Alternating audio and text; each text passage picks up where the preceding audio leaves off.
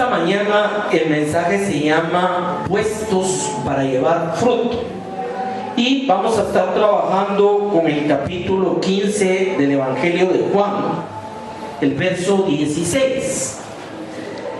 En la palabra de Dios se utilizan muchas veces las alegorías que utilizan las siembras, los agricultores, las semillas, el crecimiento de las semillas y especialmente el fruto. Y todas estas alegorías que se usan tanto en el Antiguo como en el Nuevo Testamento tienen una razón especial de ser. Recordemos que la palabra siempre utilizó figuras del entorno de la gente a la cual le hablaba para hacerle llegar el mensaje.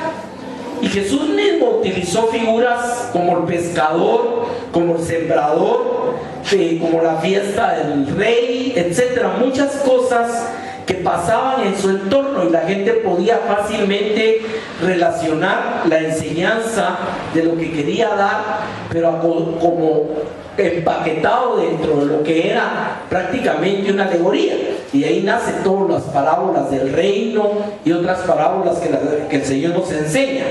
Por ejemplo, en el profeta Isaías, en el capítulo 5, está la alegoría del viñador y la viña, y es dedicado a Israel y nos presenta nuevamente todo el proceso de lo que era un viñedo para llegar al final a hablarnos de lo que es la importancia del fruto. Y así vamos encontrando a lo largo de toda la palabra. Recordemos que para todo Israel durante miles de años, pues su principal producción fue muchas veces lo que era el trigo, lo que era, los viñedos, el vino, lo que era la pesca. Todos aquellos productos que se daban en el entorno era lo que se usaba como una alegoría para hacerles llegar el mensaje de un Dios que los amaba y de un Dios que quería que tuvieran un fruto derivado de él. Ahora, en el capítulo 15 de Juan, vamos a estudiar este pasaje y después vamos a ir a otro pasaje. En el verso 16 está hablando Jesús y empieza con esa expresión: no me elegisteis vosotros a mí, sino que yo os elegí a vosotros. Algo que es muy importante entender en esto es que somos elegidos de Dios, y que algo que es clarísimo: no hay persona que pueda decir, mire, es que Dios a mí me tocó porque yo lo andaba buscando. No es cierto. O sea, es cierto que a veces en un momento de nuestras vidas hemos buscado por muchas circunstancias a Dios, pero realmente el que nos ha encontrado es Dios, y el que nos ha elegido es Dios, y es Él el que ha llegado a nuestra vida. Decimos comúnmente, y aceptó a Cristo, pero realmente es Cristo el que nos acepta a nosotros. Ahora, Jesús dice claramente en este pasaje: no me elegisteis vosotros a mí, sino que yo os elegí a vosotros. Aquí viene la frase que vamos a usar para el nombre del mensaje: y os he puesto. Nótese eso: yo os elegí y os he puesto. Notemos que hay una correlación de la obra de Dios. ¿Para qué? Para que vayáis y llevéis fruto. Aquí quiero hacer una pequeña exégesis de esto. Os elegí y os puse para que vayáis y llevéis fruto. Estamos claros del propósito de Dios en la vida de cada uno. Y recuérdense que esta no es una palabra que esté siendo dada a los apóstoles, a los maestros, a los pastores. No. Aquí está hablando de todo aquel que Jesús ha tomado su vida. Os elegí, punto 1, os puse para que vayáis. O sea, no es una vida tampoco donde debamos quedarnos sentados solo recibiendo, sino para que vayáis y llevéis fruto. Y oiga esto, hay una condición de ese fruto: y vuestro fruto permanezca. O sea, no es solamente que está requiriendo que demos fruto, sino un fruto que permanezca. ¿Por qué? Porque muchas veces puede haber un fruto, pero es muy temporal, algo muy etéreo que hoy fue y mañana ya no está. Aquí está hablando de un fruto que permanezca. Y termina la frase con esto: para que todo lo que pidiereis al Padre en mi nombre, Él os lo dé. Y aquí hay un tema muy interesante con esto. Fíjense cómo vamos a ver todo el círculo. Os elegí, os puse para que vayáis y deis fruto y el fruto permanezca. Ahora, ¿para qué todo ese proceso? Para que todo lo que pidiereis al Padre en mi nombre, Él os lo dé. Y aquí voy a empezar a jugar con esto al revés. Podemos ir al Padre en su nombre y esperar que todo lo que pidiéramos nos lo dé. Si no estamos yendo y no estamos dando fruto, o el fruto no permanece. Quiero que note que es una condicionalidad. Cuando tiene el conector gramatical ¿para qué?, que aparece 2 veces, habla para qué nos eligió y nos puso, y habla de que cuando damos fruto es para que todo lo que pidiéramos al Padre en su nombre, Él nos lo dé. Entonces note cómo el capítulo 15, verso 16 de Juan, tiene 4 puntos fundamentales. El primero, entender que hemos sido elegidos. El segundo, comprender que somos puestos pero para llevar fruto. Tercero, que se espera en nuestra vida un fruto que permanezca. Y 4, que solo de esa manera vamos a abrir la puerta a que todo lo que pidamos al Padre en el nombre de Jesús lo recibamos.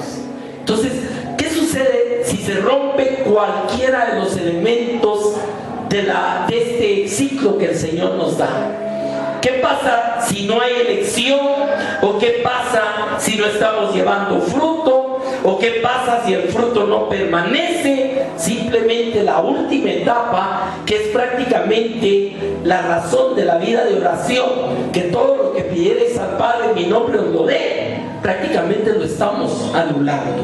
Ya entendió todo el proceso. Ahora, vamos a estudiar solo la introducción.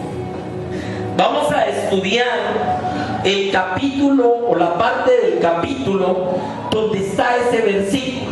Y ahorita yo empecé por ese versículo y ya vimos que hay 4 elementos en él.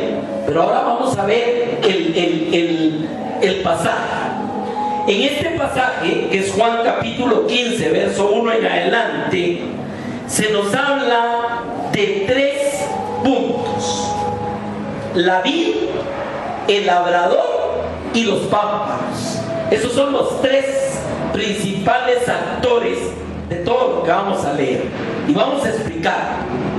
La vid es la planta que produce uvas, y dentro de la economía de Israel eso era muy importante porque mucha de lo que producían era vid. Y le voy a decir, esto no ha cambiado. Nosotros tuvimos la oportunidad de estar en un viñedo en el norte de Israel que se llama Altos del Golán, y producen un vino de exportación internacional hasta el día de hoy. Entonces el viñedo, la vid, era algo bien claro de entender del contexto de la gente que lo estaba oyendo. Pero la vid es las raíces y es el árbol principal, es el tronco que salta, esa es la vid. Luego, los pámpanos son todas las ramificaciones que se producen desde el tronco principal, y son las ramas que se dan las que producen hojas y producen fruto. O sea, es ahí donde se crea la uva prácticamente. El otro elemento, el labrador. El labrador es la persona encargada primero de sembrar la vid. Pero cada vez que pasa un tiempo de cosecha, o sea, regularmente las vides las tienen montadas sobre unas armazones de madera o sobre unas líneas de metal, unos alambres. Ahí la van enrolando porque la vid por sí mismo es muy débil, o sea, se caerían las ramas. esto lo he podido ver, yo conocí conchitores en Chile también, y ahí están montadas porque la sola principal, la vid, no soportaría el peso, y menos cuando están cargadas de racimos. Entonces crean esto para que monte ahí encima. Pero esos son los pámpanos. Y el labrador no solo lo siembra, sino tiene que cuidarlo durante el periodo de producción. Y cuando llega un momento, cuando han cortado la cosecha, corta todos esos pámpanos para que a la siguiente cosecha esa misma vid vuelve a producir otras ramificaciones para producir un fruto nuevo. Ese es el proceso. Entonces, parte del trabajo del labrador es limpiar la vid para que dé más fruto. Y cuando empieza a fructificar, que llega a la edad ya madura, siempre la limpian para que pueda cargarse mejor de un fruto de mejor calidad. Ese es el proceso de la vid. Ahora, Jesús utiliza esta figura de una manera clara y lo pone sobre sí. Dice en Juan 15:1: yo soy la vid verdadera. Aquí vemos que el primer actor central, que es la vid, es Jesús mismo. Pero oiga esto: y mi Padre es el labrador. O sea que el que sembró la vid, el que limpia la vid, el que recoge el fruto, es el Padre. Vamos viendo la alegoría clara en esto. Luego dice en el verso 2: todo pámpano se desarrama que en mí no lleva fruto, la quitará. ¿Por qué? Hay algunos pámpanos que nunca llegan a producir nada, no llegan a fructificar. Entonces lo que tiene que hacer el labrador es cortarlo. ¿Por qué? Porque solo está ocupando espacio y no sirve para nada. Y aquí Jesús lo está aplicando. Recordemos, es una alegoría, pero ya lo está aplicando a nosotros. Dice: mi Padre es el labrador, yo soy la vid, y todo pámpano que no produce fruto lo cortará, lo quitará. Sigamos viendo.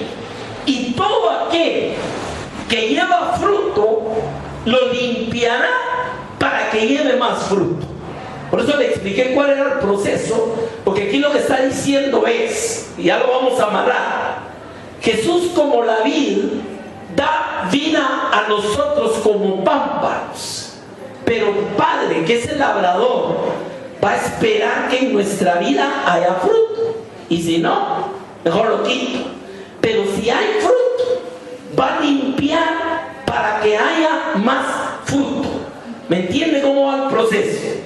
Dice luego, verso 3: ya vosotros estáis limpios por la palabra que os he hablado. Este es otro elemento más. Ya vimos que Jesús es la viña, ya vimos que el Padre es el labrador, ya vimos que nosotros somos los pámpanos, pero ahora ¿cuál es la forma de limpiar dentro de la alegoría? Es la palabra de Dios. Fíjense cómo todo lo va amarrando Jesús en esta figura. Y dice en el verso 4: permaneced en mí, y ojo, y yo en vosotros. Aquí hay dos formas de permanencia. No es lo mismo que el Señor permanezca en mí a que yo permanezca en el Señor. Son dos elementos, ¿ya se dio cuenta? Y son necesarios ambos para que pueda haber fruto. O sea, si yo no permanezco en el Señor y el Señor permanece en mí, no puede haber fruto. Son dos elementos. Déjeme explicar. Permanecer Él en mí es que Él vino a habitar a mi vida, a mi corazón, y está haciendo su obra. Pero permanecer yo en Él es que soy obediente, pongo por obra su palabra y estoy sujeto a mi Señor. Ya entiende por qué hay dos líneas. El que vosotros estáis limpios, permanecer en mí y yo en vosotros. Y aquí viene el ejemplo otra vez. Como el pámpano no puede llevar fruto por sí mismo si no permanece en la vid, así tampoco vosotros si no permanecéis en mí. ¿Qué pasa si nosotros cortamos una de esas ramas, un pámpano, y lo sembramos en la tierra, se va a secar y se va a morir. ¿Por qué? Porque no está pegado a la rama principal, al tronco. Y eso es lo que está diciendo el Señor. O sea, si vosotros no permanecéis en mí como pámpanos, no pueden llevar fruto. O sea que la única manera que demos ese fruto que el Señor habla, por el cual nos eligió, por el cual nos ha puesto y nos ha enviado, es un fruto que no podemos darlo si no estamos permaneciendo en el Señor y dejando que el Señor permanezca en nosotros también. Fíjense cómo hay todo un círculo en unos pocos versículos. Así tampoco vosotros, si no permanecéis en mí. Ahora el verso 5. Yo soy la vid, vosotros los pámpanos. Ahí está la posición clara. El que permanece en mí y yo en él. Nótese por qué hago énfasis de estos dos elementos. Vuelvo a insistir, no es lo mismo solo que Jesús esté en mí a que yo esté en Jesús. Tiene que ser de doble vía. Amén. Y como le vuelvo a explicar, ¿qué es que Jesús esté en mí? Que yo he aceptado la obra de la cruz, que yo dependo por fe en lo que Él hizo, que mi confianza, mi caminar, todo repose en Él. Pero el que yo esté en Él es que hay obediencia, es que hay sujeción y hay fruto, porque es para lo que me ha puesto y para lo que me ha enviado. Entonces vemos todo el círculo de eso. Vuelvo a leer: yo soy la vid, vosotros los pámpanos. El que permanece en mí y yo en él, este lleva mucho fruto. Como dijo Jesús del cristiano: por su fruto lo conoceréis. No es solo la forma de vestir, de hablar, de caminar, etc. Es fruto. O sea, lo que se va a ver es el fruto de nuestra vida. Y recordemos que hay otras alegorías de esto, cuando el Señor dice que el mal árbol no puede dar buen fruto, y que el buen fruto solo le da el buen árbol, y que por sus frutos los conoceréis. O sea, mire, lo que la persona es realmente, si ella está en Cristo y Cristo está en ella, ya me entendió que es de doble vía, lo que va a haber en nuestra vida es fruto. Pero ¿qué pasa cuando vemos una persona que puede tener toda la apariencia cristiana, pero usted no le ve el fruto por ningún lado? Estamos viendo un pámpano que no está pegado a él y un pámpano que no está llevando fruto.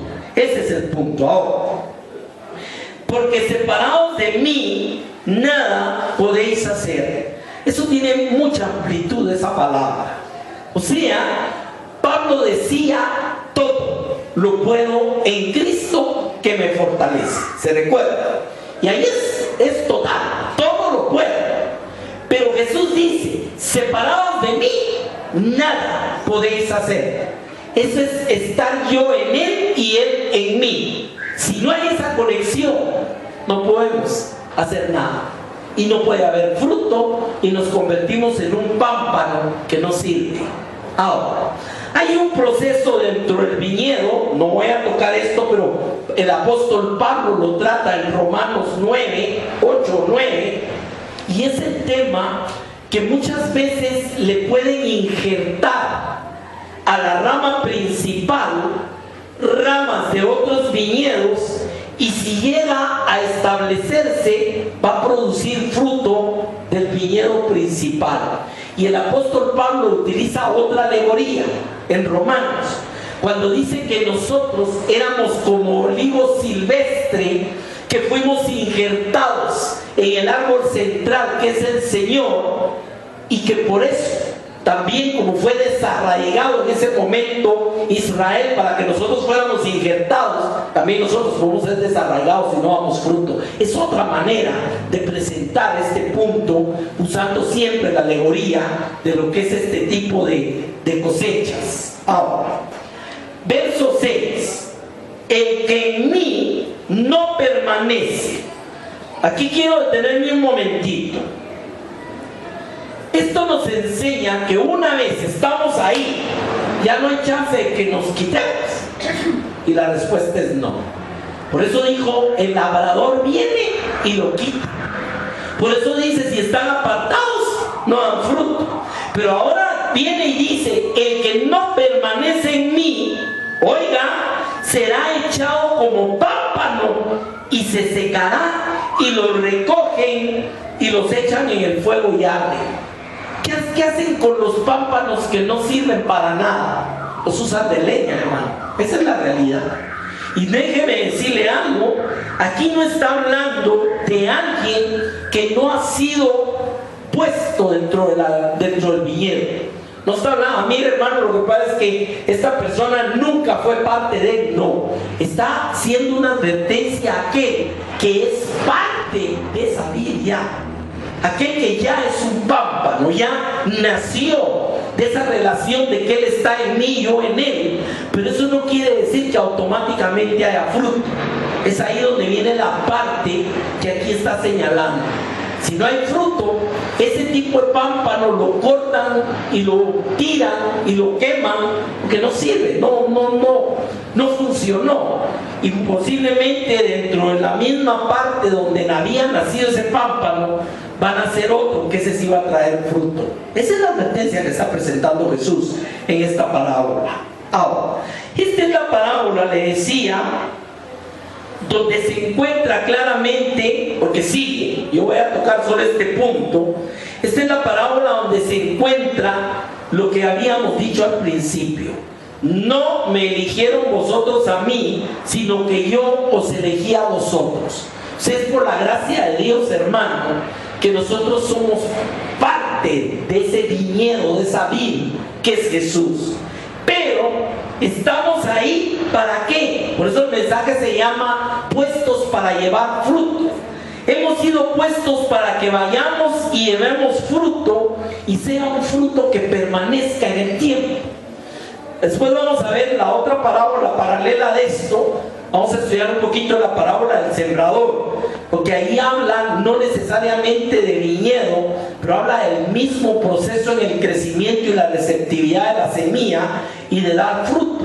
Y ahí lo sitúa en 3 niveles. Pero todo esto al final lo que está haciendo es una exhortación y un llamado a nuestro corazón. Si hemos sido puestos en esa vid que es Jesucristo, y sabemos que hay alguien que cuida de su viñedo, que es el Padre como labrador, nosotros debemos entender que fuimos puestos ahí para que llevemos fruto y el fruto permanezca.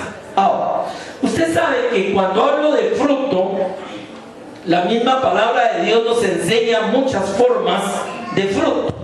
Ahí está el fruto del Espíritu, hay frutos dignos de arrepentimiento, o sea, hay toda una gama de diferentes formas como damos fruto cuando verdaderamente hemos tenido un encuentro con Cristo, pero sobre todo cuando nosotros permanecemos en Él y Él permanece en nosotros y nos convertimos en pámpanos que verdaderamente esté dando fruto. Ahora, ¿por qué es tan importante el fruto? En ese mismo contexto, Juan 15:8, oiga esto: en esto es glorificado mi Padre, en que llevéis mucho fruto y seáis así mis discípulos. Y aquí voy a tomar otro elemento más. Podemos ser o somos discípulos de Jesús sin dar fruto, hermano. Ahí está la contradicción. Ahora, ¿qué pasa cuando nosotros damos fruto? Eso es lo que realmente glorifica al Padre. ¿Por qué? Porque Él es el creador de todo el plan y Él es el labrador. Entonces, dar fruto en un viñedo es algo que alegra y algo que le trae bendición al labrador. ¿Se imagina cómo se siente un labrador con un viñedo que esté cargado de fruto y de buena calidad? Y eso es lo mismo sucede en las cosas de Dios. Cuando nosotros dejamos que nuestra vida sea un pámpano que da mucho fruto y de primera calidad, lo que estamos haciendo es cumpliendo el propósito por el cual nos eligió, el propósito por el cual nos ha puesto para que vayamos y demos fruto. Pero además, es solamente en ese fruto que nosotros le podemos dar gloria al Padre. ¿Ya entendió todo el círculo de esto? Ahora, un sello ineludible de un verdadero discipulado cristiano es el fruto que demos. O sea, ¿será que podemos decir que somos discípulos y no tenemos fruto en nuestra vida? Ahora, recuérdense que, como le decía, el fruto tiene muchas formas, o toma muchas formas. Entre ellos está nuestra propia transformación, que lo que éramos ya no lo somos, que estamos muertos al pecado, que ya no vivimos más para el pecado. Todos esos son los frutos que la palabra de Dios produce en nuestra vida cuando estamos en Él. Y es en Él de donde viene la fuerza para poder vivir una vida que le agrade a Dios. Además, parte de ese fruto, hermano, es la multiplicación. Aquí hay un tema interesante. En el mismo fruto, cuando se carga el viñedo, usted sabe que en cada uva vienen las semillas para generar nuevos viñedos. O sea, el fruto que Dios espera de nuestra vida es un fruto que produzca nueva semilla, que al llegar a la vida de aquellos que están a nuestro alrededor pueda empezar a generar en ellos una nueva vida en Cristo Jesús. O sea, fíjense cómo está todo el ciclo solo con el tema del viñedo. Ahora, vamos a platicar de otra parábola que es paralela en cuanto al tipo de enseñanza, no es que sea igual, y utiliza aquí nuevamente la figura de la siembra, etc. Aquí lo que vamos a ver es, hay un sembrador, la persona que sale y tira la semilla. Hay una semilla que es la que lleva en sí misma la producción de un fruto, y tenemos una tierra que recibe. Son los tres elementos que tenemos ahí: el sembrador, la semilla y la tierra. Y Jesús la usó de una manera también hacia el contexto de la gente. Mateo 13, 18. Lo que vamos a leer es ya la explicación. No voy a leer la parábola, es hasta unos versículos antes, y los mismos discípulos le vinieron a preguntar que qué quería decir aquella parábola, y Jesús inmediatamente les empieza a explicar la parábola. Dice: oíd pues vosotros la parábola del sembrador. Cuando alguno, en la parábola dice que el sembrador salió y sembró su semilla. ¿Se recuerda de eso? Y habla claramente que la semilla es la palabra de Dios. Ahora, verso 19. Cuando alguno oye la palabra del reino y no la entiende, viene el malo y arrebata lo que fue sembrado en su corazón. Aquí está hablando de un tipo de persona que está oyendo la palabra, pero no la entiende. Y eso lo que hace, lógicamente, es que la deja a expensas de que el enemigo la arrebate para que nunca produzca nada en su vida. Ese es el primer tipo de tierra que Jesús nos presenta. Dice ahí mismo: este es el que fue sembrado junto al camino. O sea, en un camino regularmente, como pasa mucha gente, la tierra tiende a ponerse dura, por lo mismo de la presión de la gente que pasa, y pasan animales, etc. Entonces, el primer ejemplo que usa Jesús en esta parábola es que la semilla cayó en una tierra que es muy dura, en algo donde no puede penetrar. Porque ¿qué pasa si aquí en el piso tiramos una semilla? ¿Será que algún día van a hacer algo? Y ese es el primer ejemplo. Esto nos habla cuando dice que oye la palabra del reino y no la entiende. Nos está hablando de gente que no quiere recibir la semilla. Así de sencillo. Corazón endurecido, corazón que no le presta atención, que la semilla llega a su vida en algún momento, pero simplemente no la va a dejar ni siquiera penetrar como tierra. Esa es la primera. Entonces, ahí a expensas de qué queda, de que venga el malo, el enemigo, y arrebate cualquier cosa. Pero hay un detalle aquí. Dice, y arrebata lo que fue sembrado en su corazón. Recuérdense que la semilla, la palabra de Dios, está siendo llegada al corazón del hombre. Es de ahí de donde va a poder haber un fruto. El segundo, verso 20. El que fue sembrado en pedregales. ¿Qué pasa si yo tiro una semilla en una tierra que está llena de pedregales? Que posiblemente va a lograr caer y va a lograr pegar, pero cuando empiece a crecer no tiene para dónde mover. O sea, está todo lleno de piedras y eso lo ahoga. Ese es el segundo ejemplo que usa. Oiga esto.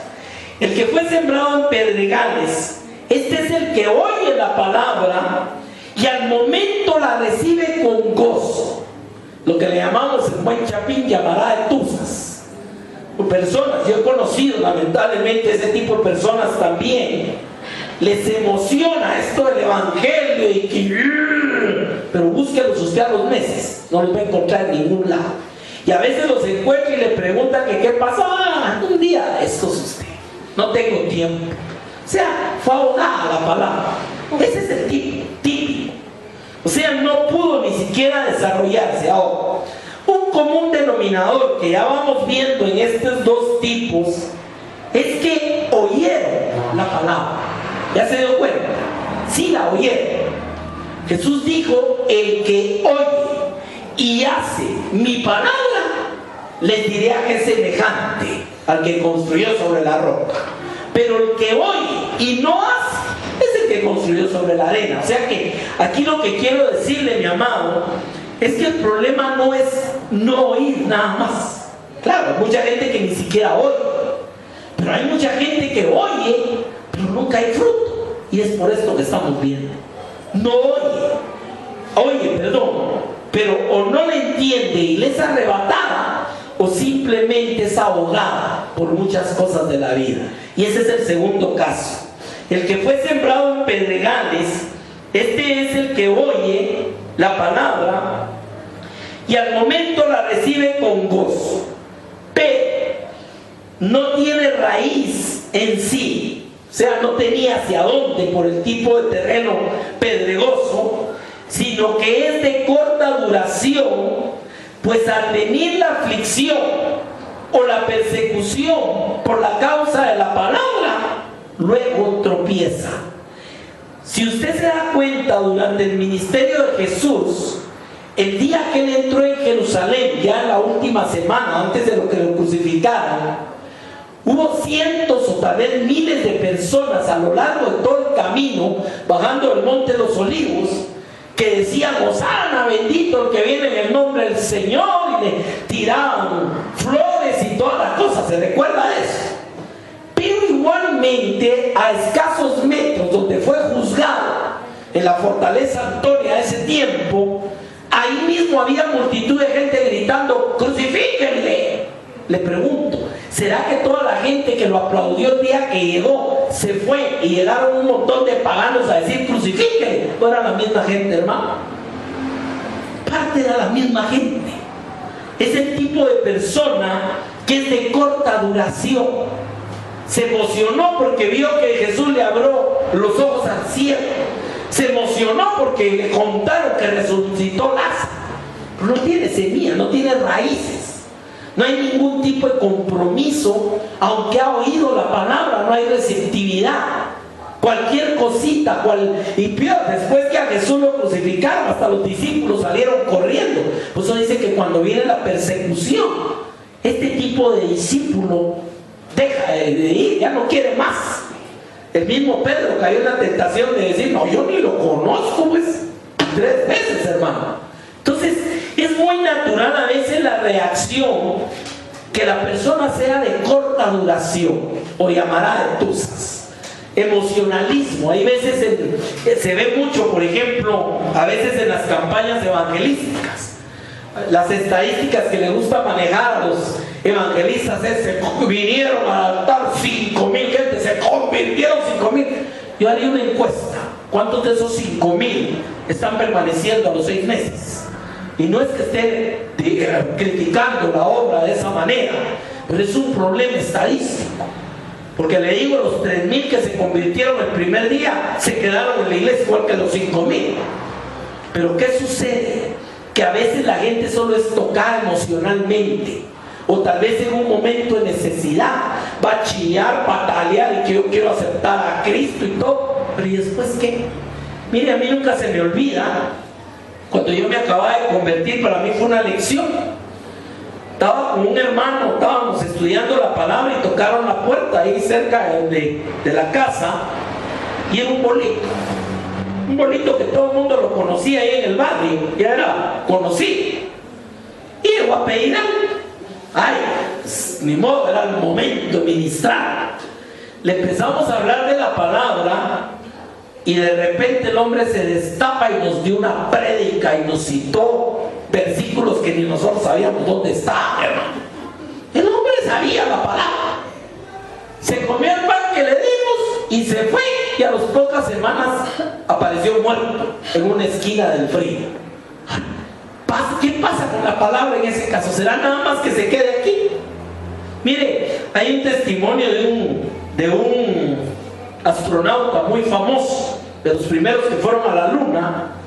En una entrevista le preguntaron que cuál había sido el viaje más largo que había hecho en su vida, y contestó algo que nadie se esperaba. Dijo: todos creen que el viaje más largo en mi vida ha sido ir a la luna, pero fue un viaje en el cual me costó no sé cuántos años bajar el Jesús de mi cabeza a mi corazón para que fuera mi Señor. Mire, eso fue, pero olvídese, ya se imagina lo revuelo que produjo. O sea, el viaje más largo fue aceptar o entender a Jesús como el Señor de su vida. Y por eso en todos los casos Jesús dice: el que oye.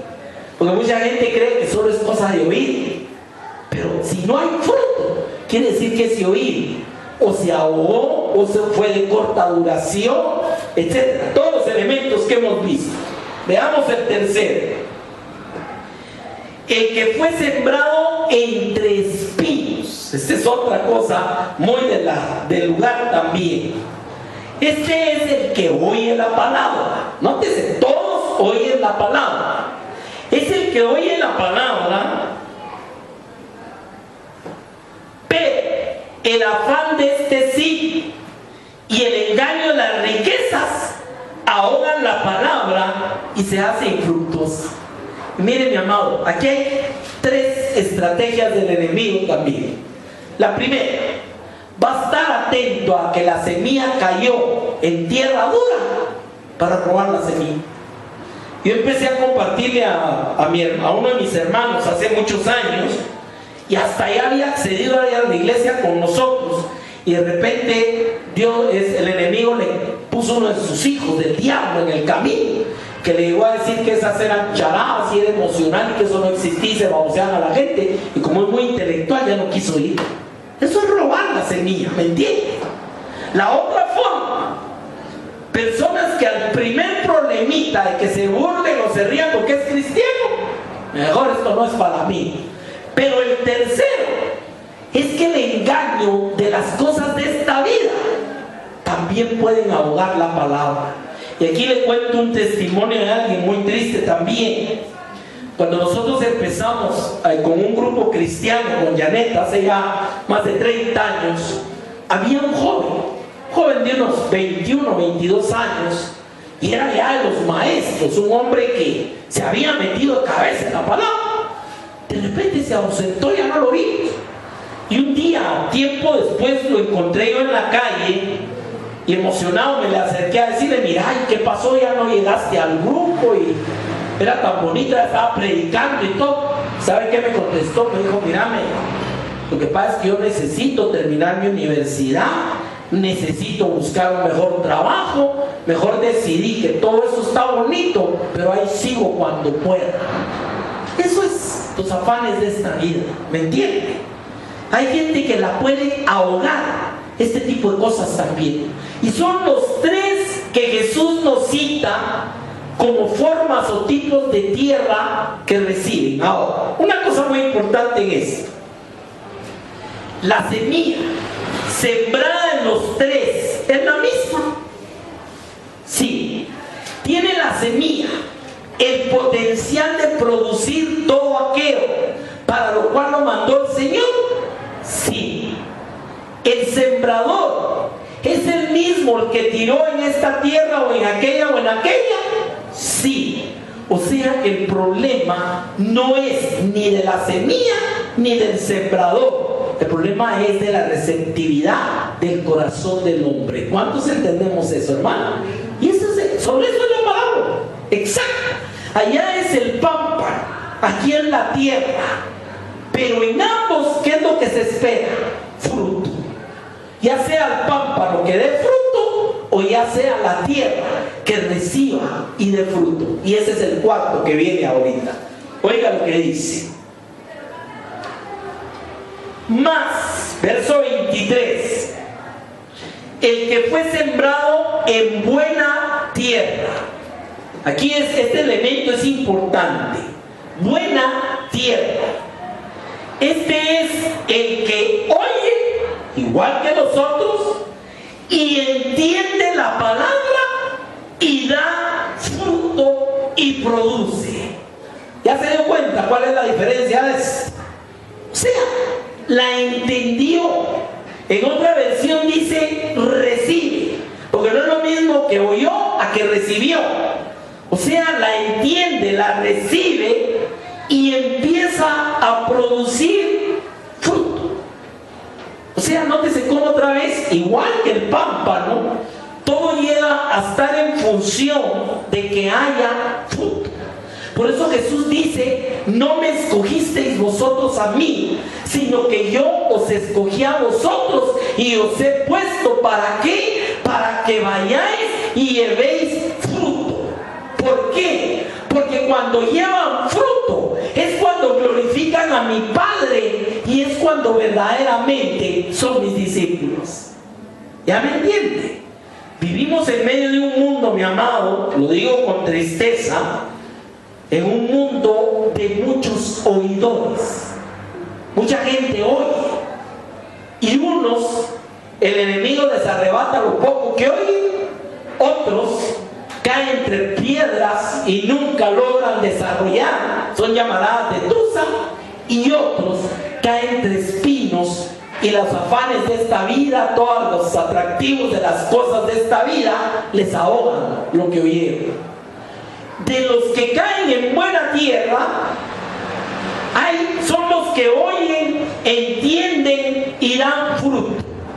Y aún los que recibieron, aún los pámpanos que sí están dando fruto, no todos son iguales tampoco. Miren cómo termina la parábola. Y produce a 100, a 60 y a 30. Yo le voy a preguntar, ¿es lo mismo el discipulado que produce a 30 que el que produce a 100? O sea, si el fruto es lo que glorifica a Dios, esto está hablando de que usted puede ser que dé fruto. Excelente, para eso lo eligieron y lo pusieron y para eso lo enviaron. Pero la pregunta es, ¿le está dando gloria a Dios en un 30% de su vida? ¿O en un 60% o en un 100%? O sea que aún dentro de aquel que sí la semilla pegó, dentro de aquel pámpano que sí está produciendo, de aquella vida que efectivamente está dando fruto, todavía hay gradaciones, todavía hay diferentes niveles de dar fruto. Y hermano, yo te pregunto, muchas veces los patojos dicen, bueno, si se gana con 60, con 59.5 ya estoy hecho. ¿Es cierto, no? Y no van a estudiar más allá. Mire, y hasta le dicen a usted a veces que lo importante es ganar. ¿Es cierto o no? Ahora, ¿eso es cierto, mi hermano? Mire, nosotros venimos de una cultura lamentablemente latinoamericana de hacer las cosas con mucha mediocridad. A donde usted va con, mire, y a usted le va a tocar, va a comprar algo, cualquier cosa, y se toma con cada chorchito cosita que ganas de coscorronear. ¿Es cierto lo que digo o no? Un servicio que, de veras, o las cosas le salen malas. ¿Por qué? Porque es una cultura del 30 por 1. Ahora, ¿qué pasa si venimos de un trasfondo de mediocridad al dar fruto y llegamos a la iglesia? Bueno, con que demos al 30 por 1 que esté contento Dios. ¿Es cierto lo que digo o no? ¿Será eso lo que Dios quiere, hermano? ¿Qué es lo que Dios espera? ¿Será que Dios espera realmente que lo importante solo es que tengamos por ahí unas cuantas uvitas amargas, o que seamos pámpanos, que nos carguemos de fruto de buena calidad? Ese es el punto de esto. Por eso Jesús cierra esto diciendo que el que fue sembrado en buena tierra es el que hoy entiende y da fruto y produce. Ese produce es el que el fruto permanezca. ¿A qué se refiere? No es lo mismo dar fruto una vez que producir fruto. Son dos cosas distintas. La vid que produce, esa cada ciclo está dando fruto y cada vez es mejor. ¿Es cierto o no? Miren, yo he contado esta anécdota algunas veces. Mi papá, hace muchos años, ahí en la casa había un terreno atrás, sembró su duraznal y llegó emocionado ahí con su semilla que la traía a Chimaltenango, no sé dónde. ¿Cree usted que el arbolito ese llegó a dar alguna vez? Arbolito ese. No sé cuántos años pasaron y apenas a veces daban unas cositas de ese tamaño, todas ácidas. Hasta que un día mi papá se enojó y lo voló. Lo cortó y lo tiró a la basura. Solo estaba ocupando espacio. Mira, a mí nunca se me olvidó eso, porque eso es lo que está hablando Jesús en todo esto. ¿Qué sabe? Os elegí, os puse para que vayáis y ¿qué? Y llevéis fruto, pero fruto permanezca. ¿Por qué? Porque eso nos abre la puerta de oración. Y lo que pidáis al Padre en mi nombre os lo dará. ¿Por qué? Porque en este fruto es que estamos dando gloria al Padre. Y le podemos dar gloria al 30, al 60 y al 100. Y hermano, yo estoy seguro que si esta mañana pasamos una encuesta en medio de nosotros cuando está la alabanza y le preguntaran, mire hermano, ¿usted le quiere dar gloria a Dios al 30, al 60 o al 100? No creo que haya quien diga ni siquiera al 80. No, al 100. ¿Es cierto o no es cierto, hermano? Pero ¿qué es lo que se está viendo en nuestras vidas? Dar fruto es una obligación, ya no es una responsabilidad. Ni siquiera algo opcional. Mire, es que Dios quiere que usted dé fruto. No, Dios está seguro que vamos a dar fruto. Hay otra parábola que contó Jesús. Usted se va a recordar ahorita que se la diga, de los evangelios, donde llegó el labrador y vio que no había fruto en un viñedo. Y llegó el dueño de la viña y le dijo, ¿no hay fruto? No. Entonces córtalo y tira. Le dijo, Señor, ten paciencia, dame un año más. La voy a abonar, la voy a preparar, y si de todo modo no da fruto, entonces la voy a cortar. Y mire, eso nos habla de la paciencia de Dios, hermano. Muchas veces Dios viene a nuestra vida, y recuerden lo que pasó con la higuera. ¿Qué llegó a buscar Jesús en la higuera? Fruto, higos. ¿Qué encontró? Puras ramitas. No había fruto. Y se recuerda lo que pasó con ella. La maldijo y se secó.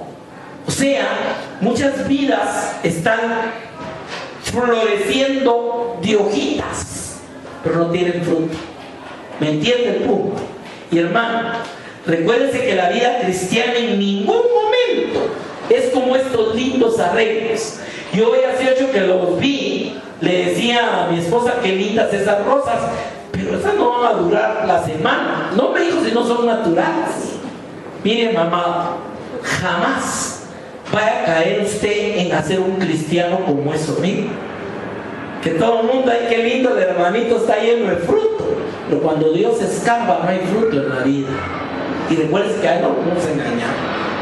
Termino como empecé. Juan 15:8. En esto es glorificado mi Padre. O sea, hermano, hagamos lo que hagamos, nos pongamos de cabeza lo que usted quiera, así usted se ponga cualquier símbolo de cristianismo por fuera, lo que sea, no le va a dar gloria a Dios si no llevamos, y aquí hay una palabrita, en que llevéis mucho. ¿Qué es mucho? No 30 ni 60 fruto. Es la única manera de glorificarlo y de verdaderamente de ser sus discípulos. Y realmente el fruto en nuestra vida, hermano, es un reflejo de que Cristo esté en mí y yo estoy en él. Si no, soy como un arbolito bonito, muy adornado, que se ve bien por fuera, pero aquí hay una característica. Hay algunos de estos arreglos, no sé si que hasta les echan una cosita que huele, pero si no, ni olor hay. Y recuérdense que usted y yo somos olor grato a Dios en Cristo Jesús. Amén. Vamos a orar esta mañana, mi amado.